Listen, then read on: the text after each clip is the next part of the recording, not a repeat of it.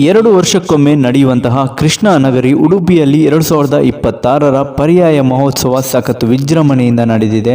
ಈ ಒಂದು ಧಾರ್ಮಿಕ ಕಾರ್ಯಕ್ರಮಕ್ಕೆ ಮ್ಯಾಂಗೋ ಪಚ್ಚ ಸಿನಿಮಾದ ನಾಯಕ ನಟ ಸಂಚಿತ್ ಹಾಗೂ ಚಿತ್ರದ ನಾಯಕಿ ಕಾಜಲ್ ಕುಂದರ್ ಭಾಗವಹಿಸಿದ್ರು. ಈ ವೇಳೆ ಮಾತನಾಡಿದ ಸುದೀಪ್ ಅವರ ಅಕ್ಕನ ಮಗ ಸಂಚಿತ್ ಏನಂದ್ರು ನೋಡಿ.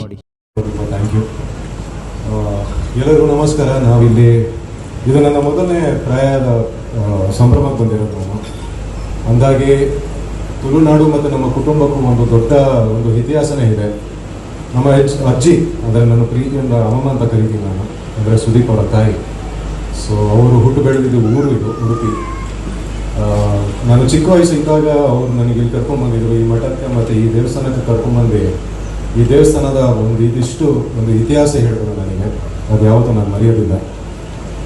ಸುಮಾರು ವರ್ಷಗಳ ಹಿಂದೆ ಆ್ಯಕ್ಚುಲಿ ಇಲ್ಲಿ ಸುದೀಪ್ ಸರ್ ಬಂದು ಈ ಊರಿನ ಮಗನಾಗಿ ನಿಮ್ಮ ಜೊತೆ ಮಾತನಾಡಿದರು. ಇವತ್ತು ಈ ಊರಿನ ಮೊಮ್ಮಗಾಗಿ ನಾನು ನಿಮ್ಮ ಮುಂದೆ ನಿಂತಿದ್ದೀನಿ. Krishnamurthy sir, thank you. ಈ ವೇದಿಕೆ ನಮಗೆ ಕೊಟ್ಟಿರೋದಕ್ಕೆ, ನಮ್ಮ ಸಿನಿಮಾ ಬಗ್ಗೆ ಮಾತಾಡೋದಕ್ಕೆ ನನಗೆ ಅವಕಾಶ ಮಾಡಿಕೊಟ್ಟಿದ್ದಕ್ಕೆ ತುಂಬ ಥ್ಯಾಂಕ್ ಯು. ಸೊ ಇನ್ನು ನಮ್ಮ ಸಿನಿಮಾ ಈಗ ಫೆಬ್ರವರಿಯಲ್ಲಿ ಬಿಡುಗಡೆ ಆಗುತ್ತೆ. ಸೊ ದಯವಿಟ್ಟು ನೋಡಿ.